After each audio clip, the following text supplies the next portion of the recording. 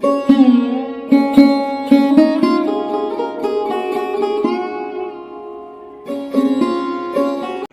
সকাল বন্ধুরা, আশা করি তোমরা সকলেই ভালো আছো, সুস্থ আছো। আমিও ভালো আছি। আবারও তোমাদের সামনে নতুন একটি ব্লগ নিয়ে চলে আসলাম। শ্বশুর বাড়িতে এসেছি, তোমাদের তো বলেইছিলাম যে এবারে মোটামুটি ব্লগ তোমাদের সাথে শেয়ার করতে পারবো, কারণ শ্বশুর বাড়িতে এত বেশি কাজের চাপ নেই, যদিও মানে কাজের চাপ নেই বলতে এই কারণেই বলছি, কারণ আমার নিজের কাজগুলো রয়েছে। নিজের কাজগুলো যদি না করতে পারি তাহলে তোমাদের সাথে কীভাবে ব্লগ শেয়ার করবো বলো। তো ওই জন্য শ্বশুর বাড়িতে এসেছি, এবারে মোটামুটি তোমরা কন্টিনিউ ব্লগগুলো পাবে। তো সে যাই হোক, সকালবেলা দেখো ঘুম থেকে উঠে পড়েছি, আর ঘুম থেকে উঠে পড়েই একদম ঝটপট করে বিছানাটা গুছিয়ে নিচ্ছি। আসলে কি বলো তো, ঘুম থেকে উঠে আগে যদি বাইরের কাজগুলো করতে চলে যাই না, তাহলে কিন্তু ওই যে বিছানা গোছানোর কাজটা না অনেক বেলা হয়ে যায়, অনেক লেট হয়ে যায়। আর ছোট বাচ্চা নিয়ে যেহেতু বিছানায় থাকা, আর তার মানেই প্রচুর জিনিস, বুঝতেই পারছো। ও দেখো ভোর 4টে থেকে কিন্তু আমার বাবু উঠে যায়, ভীষণ ভীষণ দুষ্টু হয়ে গিয়েছে। মাত্র 4 মাস বয়সে এত বেশি দুষ্টুমি করে কি বলবো তোমাদেরকে। তো সে যাই হোক, দেখো ওর সাথে দুষ্টু মিষ্টিভাবেই জীবনটা কাটাচ্ছি। মানে ওর হচ্ছে এই যে দুষ্টুমিগুলো, এই যে ভোর 3:30 থেকে কি 4টে থেকে ও ঘুম থেকে উঠে যাবে, গিয়ে মানে খেলা যে শুরু করবে, সেই খেলা একদম 7টা-8টা পর্যন্ত। কোনোভাবেই আর চোখে ঘুম নেই, খাওয়া নেই, শুধু খেলা করতে থাকবে। দেখেছো তো কীভাবে পা নাচাচ্ছে। ও কিন্তু একটুও দুষ্টু করে না, যে ভোর 4টে থেকে ঘুম থেকে উঠে যে কান্না করে তা কিন্তু নয়, কিন্তু ওর সাথে খেলতে হবে, তোমাকেও জেগে থাকতে হবে, এরকম একটা ব্যাপার আর কি। মানে আমাকেও জেগে থাকতে হবে ওর সাথে, নাহলে কিন্তু হবে না, ঘুমিয়ে গেলে হবে না, ওর সাথে জেগে থাকতে হবে, কথা বলতে হবে, তাহলে ওর বেশ ভালো। একটুও কান্না করবে না, সারাক্ষণ খেলা করবে। দেখো ওই যে হাত পা ছুঁড়ে ভীষণ খেলা করা শিখেছে। ঝটপট করে দেখো বিছানাটা গুছিয়ে নিলাম, এবার আমার বাবুকে রেডি করে নেব। বাচ্চা থাকলে সকালবেলাটা না খুবই ব্যস্ততার সঙ্গে কাটাতে হয়, বাপের বাড়িতেও যেমন শ্বশুর বাড়িতেও তেমন। ওকে রেডি করতে, ওর জিনিসপত্রগুলো কেচে ধুতে সব কিছুতে সময় লাগে। তো ওর অনেকগুলো জিনিসও বেরিয়েছে, সেগুলোও ধুতে হবে। মানে সারাদিনে যত হিসু করে, মানে টয়লেট করে, সবগুলো জমিয়ে রেখে দেই, সকালবেলাই ধুয়ে দিই আর কি। তো একটা করে টয়লেট করবে, একটা করে ধোয়া, সেটা তো সম্ভব নয় বলো। ওই যে দেখেছো 4 মাস বয়সে ও এখন থেকেই না থুতরি খেলতে শিখে গিয়েছে। মানে ওই যে হয় না, মানে থু থু দিয়ে ঠোঁট দিয়ে কীভাবে একটা আওয়াজ করে, তো ওরকম করা কিন্তু ও শিখে গিয়েছে। ওইভাবে কিন্তু খেলা করছিলো আর পা নাচাচ্ছিলো। এবার দেখো এই যে এখানে টিস্যু দিয়ে ওর মুখটা আগে ভালো করে আমি মুছে দিলাম। সকালবেলা প্রত্যেক দিনই এটা আমি করি। তো টিস্যু দিয়ে ভালো করে মুখটা মুছে দিয়ে এবারে দেখো এই যে ওর চুল কিন্তু অনেক বড় বড় হয়ে গিয়েছে। তো চিরুনি দিয়ে চুলটা আমি আঁচড়ে দিলাম এরকম। যেহেতু আমার বাবু কিন্তু অনেক চুল হয়েছিল, মানে ওর জন্মের সময় অনেক চুল হয়েছিল, তো জন্ম চুল তো একেবারেই কাটা সম্ভব নয় এখন। তারপরে দেখো ওকে টিপ টিপ পরিয়ে একেবারে রেডি করে এই যে বাইরের খাটে, এই যে দেখতে পাচ্ছ এখানে ও পা নাচাচ্ছে, দেখো একটু দেখা যাচ্ছে। তো এখানে ওর বিছানাটা রেডি করে ওকে শুইয়ে দিলাম। এই যে পাশে ঝুমঝুমি ঝোলানো, বেলুন ঝোলানো, টেডি বিয়ার ঝোলানো, সব কিছু ও দেখে আর খেলা করে। সকালের টাইমটা আমার কাজ করতে অসুবিধা হয় না, যেহেতু ও খেলা করে, একটুও কান্না করে না। একটু খাইয়ে দিলে অনেকক্ষণ পর্যন্ত খেলা করবে। ঠিক 8টা পেরিয়ে গেলে তারপরে ওর চোখে আসবে ঘুম, তখন ওকে নিয়ে ঘুম পাড়াতে পাড়াতেই আমার বেশি সমস্যা, কারণ ঘুমের সময় প্রচণ্ড কান্না করে বাবু। ঘুমিয়ে গেলে আর একটুও দুষ্টুমি নেই। তো সে যাই হোক, দেখো এবার ঝটপট করে ঘর বারান্দাগুলো ঝাঁটফাট দিয়ে নিচ্ছি। আর শাশুড়ি মাও কাজে অনেক হেল্প করে, যেহেতু ছোট বাচ্চা, ওরাও বাচ্চা মানে আমার বাবুকে নিয়ে এদিক ওদিক সেদিক চলে যায়, হ্যাঁ আমিও সেই ফাঁকে কাজগুলো ঝটপট করে নিই। আমার ঘরটাও ভালো করে ঝাঁটটাট দিয়ে চলে আসলাম, দেখো দিয়ে এবারে বারান্দাটা ভালো করে ঝাঁট দিয়ে নিচ্ছি। আর হ্যাঁ মানে কী বলবো, ঘর মানে বাড়ি যে একটা বানাবো, সে আর কী বলবো, সামর্থ্যের মধ্যে হয়ে উঠছে না। সব কিছুতে এত বেশি খরচ খরচ খরচ, হ্যাঁ কী আর বলবো। তো সে যাই হোক, আমার এই ছোট্ট কুটিরটা তোমাদের কেমন লাগে অবশ্যই কিন্তু কমেন্ট করে জানিও। এই ছোট্ট কুটিরে আমার রাজপুত্রকে নিয়ে আমি এসেছি, আর ওকে নিয়েই আমার কিন্তু এখন খুব ভালোই সময় কেটে যাচ্ছে। আর সঙ্গে তো তোমরা রয়েইছো।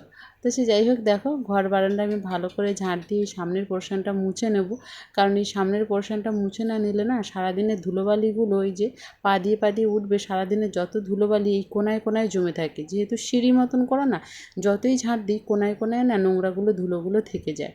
তো সে যাই হোক, তারপরে দেখো ঝাঁট দিয়ে আমি সামনেরটা ঝাঁট দিয়ে নিচ্ছি, আর শাশুড়ি মা ওই দিকটায় ঝাঁট দিয়ে নেবে, কারণ ওই যে বাবু এই যে একটুখানি চোখের আড়াল হলে না ও চিৎকার করবে, মানে কান্না ঠিক করবে না, মুখে আওয়াজ করবে জোরে জোরে। দেখো ওর কাছে গিয়ে আমি একটুখানি ওই যে ঝুমঝুমিটা নাড়িয়ে দিলাম, ও আবার একটুখানি খেলা করবে। এমনি চলে আর কি, ছোটো বাচ্চা থাকলে এটাই হয়। তো দেখো উঠোন বাড়িটা আমি ভালো করে ঝাঁটটার দিয়ে নিলাম। আর দু সাইডে তো ধান রেখেছে, তোমাদের তো বলেছিলাম। একদিকে ধানের মানে ভুসি, যেটাকে তুষ বা কুঁড়ো বলে, সেটা রয়েছে একদিকে ঢাকা দেওয়া, সেটা বিক্রি করে দেবে আমার শাশুড়ি মা। আর একদিকে ধান রয়েছে, ওটাও বিক্রি হয়ে যাবে। তো ওই জন্য কোঠের দুদিকটা দেখতে খুবই বাজে লাগছে, কিছু করার নেই, কী করবো বলো। আর এই বৃষ্টির দিন বলে পেপার দিয়ে ভালো করে ঢাকিয়ে রেখেছে, যতদিন না ওটা বিক্রি হচ্ছে দুই সাইডটা আর পরিষ্কার হচ্ছে না। তো সে যাই হোক, ওই যে বললামই তোমাদেরকে, শাশুড়ি মা ওই দিকটা ভালো করে ঝাঁটপাট দিয়ে একেবারে গুছিয়ে নিচ্ছে, আর আমি এই দিকটায় দেখো ঝাঁটটাট দিয়ে এই পোর্শনটা মুছে নিচ্ছি। আর সকালবেলা বিশেষ কাজ আর তেমন নেই, এটা মোছা হয়ে গেলে বাবুকে খাইয়ে ঘুম পাড়িয়ে দিয়ে তারপরে আমি নিজে যাব স্নানে। স্নান সেটা আজকে ঠাকুর পুজোটা দেবো তাড়াতাড়ি, তারপরে রান্নাবান্না বলো যাই বলো করবো। আগের দিনের রাতের রান্না রয়েছে, রান্না বলতে মানে পান্তা ভাত রয়েছে, সেটা আমার শাশুড়ি মা আমার দিদি শাশুড়ি রয়েছে, দুজনে মিলে খেয়ে নেবে। আর আমি ভাত বসাবো, তারপরে গিয়ে খাবো। তো ওই জন্য ভাবলাম যে ভাত বসিয়ে খাওয়ার থেকে আগে স্নান করে ঠাকুর পুজোটা দিয়ে নিই, তারপরে গিয়ে ভাতটা বসাবো। যেমন ভাবা তেমন কাজ, মোটামুটি সব কাজ শেষ করে এবারে স্নান টান সেরে চলে এসেছি ফুল তুলতে। এত সুন্দর ফুল হয়েছে গাছে কি বলবো। এই গ্রীষ্ম মানে বসন্ত গ্রীষ্ম এই ঋতুগুলোতে এত বেশি ফুল হয়ে গেছে, এত ভালো লাগে। পুরো না এই জবা ফুলের গাছটা একদম ভরে আছে। আমি তো তোমাদেরকে দেখাতে পারছি না ভালো করে, কারণ পুকুরের সাইডে ঝুঁকে পড়েছে যে ডালগুলো, ওই ডালগুলোতে সবচেয়ে বেশি ফুল। খুব ভালো লাগছিলো দেখতে, আর খুব বেশি মানে বেশি করে ফুলের সাজি ভরে ফুল তুলতে আমার বেশ ভালো লাগে। আর একদম ঠাকুর ঘরটা সাজিয়ে দিয়ে পুজো করতে তো আরোই বেশি ভালো লাগে। একটা দুটো ফুলে যেন আমি পুজো করতে পারি না, ওই যে ফুলের পাপড়ি কেটে কেটে সব ঠাকুরকে দেয়, সেটা যেন আমার হয় না। তো ওই জন্য বেশি করে আজকে ফুল তুলবো। আর আমি ভেবেছি এরপরে আমি যেদিন মার্কেটে যাব সেদিন একটা বড় ফুলের এই যে ঝাড়ি যেটা হয় না, ফুল চুবড়ি বলি বা যাই বলি না কেন, ওটা আমি কিনবো। আমার শ্বশুরবাড়িতে যেটা রয়েছে না, এটা খুবই ছোট। মাকে একটা কিনে দিয়ে এসেছি, মাদের বাড়িতে বেশ বড় একটা ফুলের ঝাড়ি কিনে দিয়ে এসেছি।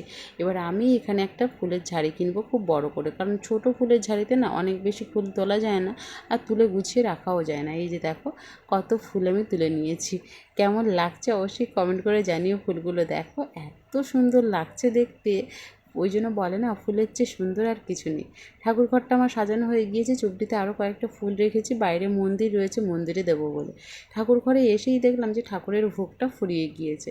তো ওই জন্য শাশুড়ি মাকে আবার পাঠালাম, পাঠিয়ে দোকান থেকে এই যে দেখো ঠাকুরের ভোগটা নিয়ে এসে কৌটোর মধ্যে ভরে নিচ্ছি। তো ঠাকুরকে আমার মানে বাপের বাড়িতে বাতাসা ভোগ দেওয়া হয়, আমার শ্বশুর বাড়িতে এই যে নকুল দানা বা মোটা মোটা যে চিনির দানা সেটাই দেওয়া হয় আর কি। তো ওই জন্য শাশুড়ি মা ঝটপট করে দোকান থেকে এনে দিল, আর আমি দেখো ভরে নিলাম। আর তারপরে দেখো এখানে ধূপ প্রদীপ ধরিয়ে নিচ্ছি। মোটামুটি ঠাকুর ঘরটা ফুল দিয়ে সাজাবো বলেছিলাম, তাও যেন আমার ফুলে কম পড়ে গিয়েছে। আরও বেশি ফুল হলে আরও সুন্দর করে সাজাতে পারতাম। যাই হোক, খুব স্বপ্ন বা খুব ইচ্ছে আছে একটা সুন্দর করে ঠাকুর ঘর করবো আলাদা করে।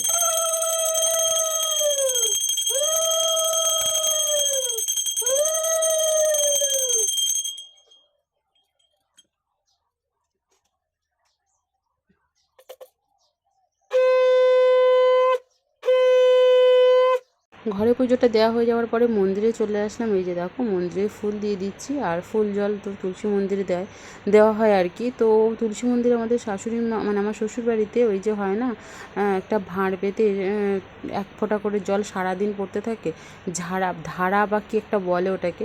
তো ওটা কিন্তু দেয়, এবছর আর দেওয়া হয়নি এখনও পর্যন্ত, আমি এসে দেখলাম। তো ওটা দিলেই কিন্তু না সারা মাসটা মানে সারা গ্রীষ্মকালটা হচ্ছে নিরামিষ খেতে হয়, মাছ মাংস খাওয়া যায় না। তো এটা একটা রিচুয়ালস বা এটা একটা নিয়মের মধ্যে থাকে আর কি, মানে হয় টোটাল গ্রীষ্মকাল বলবো না, শুধু বৈশাখ মাসটা এরকম, বৈশাখ মাস থেকেই দেওয়া হয় সম্ভবত, কিন্তু এবছর কই দেওয়া হলো না দেখলাম। তো সে যাই হোক, দেখো এবার চলে এসেছি, হাঁড়ি টাড়িগুলো মেজে নিচ্ছি, ঠাকুর পুজোটা যেহেতু দেওয়া হয়ে গিয়েছে। আর আমার না পুরো 9টার মধ্যে সমস্ত কাজটা কমপ্লিট হয়ে গিয়েছে, ওই জন্য ভাত বসাতে সুবিধা হচ্ছে। আর ওদিকে বাবুকে তো ঘুম পাড়িয়ে দিয়েছি, ঘুমিয়ে থাকলে ঝটপট করে যত তাড়াতাড়ি পারি সমস্ত কাজটা করে নেওয়ার চেষ্টা করি। তো ও না বেশিক্ষণ আবার অন্য কারোর কাছে থাকেও না, আমার কাছে আর ওর বাবার কাছে ছাড়া খুব বেশি সময় অন্য কারোর কাছে একদমই থাকবে না। আমার শাশুড়ি মা, আমার শ্বশুরমশাই মানে এখনও তো পর্যন্ত চেনা অচেনার ব্যাপারটা ওর মধ্যে বলতে আসেনি, কিন্তু তবুও এটা মা আর এটা বাবা, এই বোধ জ্ঞানটা ওর খুব ভালোভাবে হয়ে গিয়েছে। তো ওই জন্য না শাশুড়ি মা বা শ্বশুরমশাইয়ের কাছে খুব বেশি সময় একদমই থাকতে চায় না। তো ওই জন্য ঝটপট করে আমি সমস্ত কাজবাজগুলো করে নিই। আর তোমাদের তো বললামই শাশুড়ি মা অনেক হেল্প করে। এই যে আমি ভাতটা বসিয়ে দিচ্ছি, যদি বাবু উঠে পড়ে শাশুড়ি মাই দেখবে, আমি চলে যাব ওর কাছে। তো সে যাই হোক, দেখো উনুনে রান্না করি, তোমরা তো জানোই। আর অনেক দিন পরে বাপের বাড়ি থেকে এসে আবার এই শ্বশুর বাড়িতে রান্না বান্না, মানে এটা একটা কী বলবো, আবার যেন নতুন করে সব কিছু শেখা, এরকম হচ্ছে ব্যাপার আর কি। প্রায় 10 মাস মতন বাপের বাড়িতে ছিলাম, সেখানে তো রান্নাবান্না সেইভাবে তো করা সম্ভব হয়নি, মানে করিও নি সেইভাবে। তো এখানে এসে আবার নতুন করে সব কিছু যেন করছে, আবার যেন মনে হচ্ছে নতুনভাবে শ্বশুরবাড়িতে এসেছি। সব কিছু নতুন নতুন লাগছে, মানে পুরনো ফর্মে নিজেকে যেন নতুনভাবে গড়ে তুলছি। তো সে যাই হোক, দেখো এখানে এই যে ভাতের হাঁড়িটা বসিয়ে দিলাম, এবারে এর মধ্যে আলু সেদ্ধ দেবো। দুবেলার ভাত একেবারে বসিয়ে দিয়েছি। সকালবেলা আমি আর আমার ভাসুরের ছেলে রয়েছে, আমরা গরম ভাত খাবো, আর হচ্ছে দুপুরবেলার জন্য রান্না, আর সকালবেলা আমরা দুজন খাবো। তো ওই জন্য দুপুর আর সকালের মতন রান্নাটা চাপিয়ে দিয়েছি, আবার রাতে গিয়ে রান্না হবে। ওই যে ছোটো বাচ্চা নিয়ে হয় না তো, বিকেল বিকেলে আমি আবার মানে রাতের রান্নাটা করে নিই।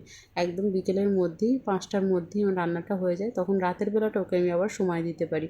আর ও রাতের বেলা খুব বেশি সময় জাগেও না, রাতের বেলা খুব তাড়াতাড়ি ঘুমিয়েও পড়ে, 7টার মধ্যেই ঘুমিয়ে পড়ে, যেহেতু আবার ভোর 4টে থেকে ওঠে। আর সারা রাতে একদমই বিরক্ত করে না, খুবই শান্ত আর কি। একটুখানি খাওয়ার জন্য সামান্য একটুখানি জেগে ওঠে, কিন্তু একদমই কান্না করে না, কিছু করে না। রাতের বেলা আমার কোনো ঝামেলাই নেই ওকে নিয়ে।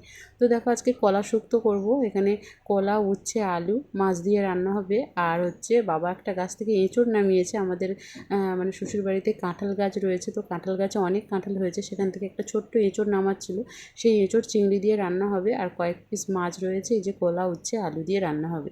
যেহেতু গরমকাল পড়ে গিয়েছে, প্রত্যেক দিন একটা করে উচ্ছের তরকারি থাকলে বেশ ভালোই লাগে খেতে।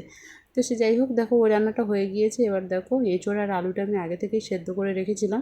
এবারে এই যে তার মাঝখানে, হ্যাঁ তোমাদের সাথে বলি, তার মাঝখানে কিন্তু আমি আবার খাওয়া দাওয়াও করে নিয়েছি, করে নিয়েই রান্না করতে বসছি। খাওয়া দাওয়া করে নিয়ে আবার তরকারিগুলো করছি, ভাত যেহেতু হয়ে গিয়েছে।